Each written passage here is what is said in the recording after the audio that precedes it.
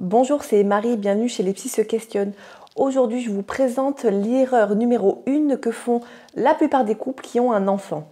Je vous invite à vous abonner à notre chaîne et à activer les notifications pour être prévenu dès qu'une nouvelle vidéo est postée.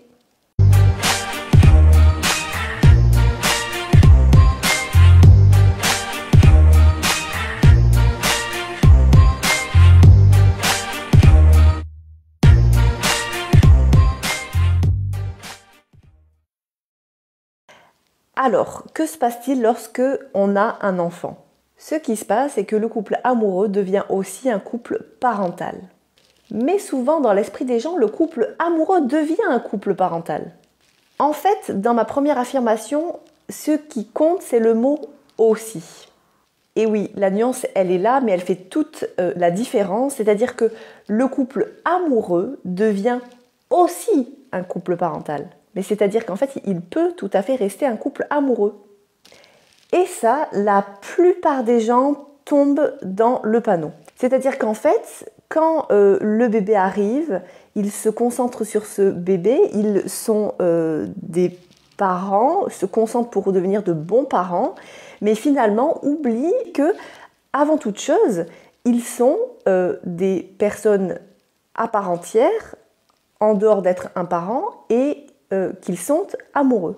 Qu'ils oublient la base de leur couple, l'amour, et ils oublient tout simplement de faire attention l'un à l'autre et de prendre soin de cet amour-là.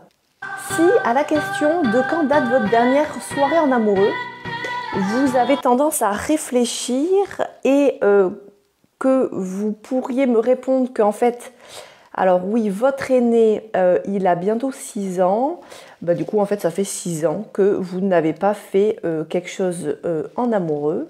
Alors, si vous pourriez me donner ce genre de réponse-là, il vous faut absolument agir.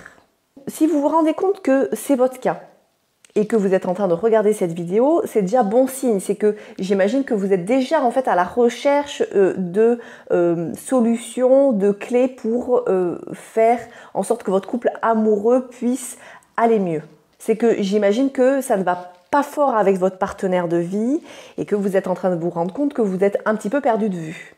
Pour moi, c'est un bon départ, c'est-à-dire que vous êtes déjà finalement dans une remise en question, dans une recherche d'un mieux, et pour moi, ça veut dire que vous allez réussir à en faire quelque chose.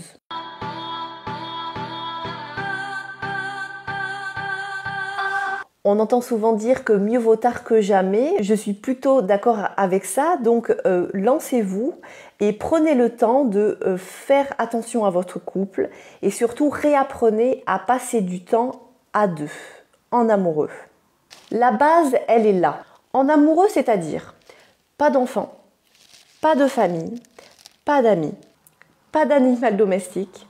En amoureux, c'est être à deux, l'un avec l'autre uniquement. Comme vous faisiez au début de votre vie de couple finalement. Alors quelque chose qui au départ est fluide et limpide peut actuellement vous être un petit peu compliqué, voire même très difficile. Ce n'est pas grave, ça ne veut pas dire que c'est fini pour votre couple. Vous avez le droit d'avoir un temps d'adaptation et un temps de réapprentissage de passer du temps à deux. Il vous faut vous redécouvrir. Et je vais même aller plus loin dans cette idée d'être en amoureux, c'est-à-dire que pour vous reconnecter à l'autre, il faut vous couper du monde extérieur. C'est-à-dire que ce sont des moments où je vous conseille fortement de couper portable, tablette, téléphone, ordinateur, tous ces moyens de communication qui font que souvent on est tout le temps connecté au monde extérieur, ce qui peut être une bonne chose, mais ce qui parasite complètement les moments à deux. Donc, quand vous prévoyez un moment en amoureux, prévoyez de vous créer une bulle d'intimité entre vous.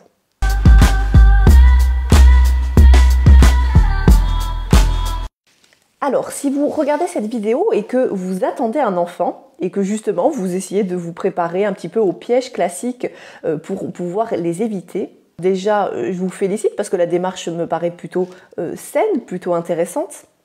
dites-vous bien que même si vous êtes préparé, vous risquez de tomber dans ce piège-là. Parce que le jour où votre petit bout sera là, votre bébé sera là, vous aurez tendance très certainement à vous concentrer exclusivement sur lui, à avoir du mal à vous séparer de lui. Et donc c'est quelque chose qui n'est pas évident.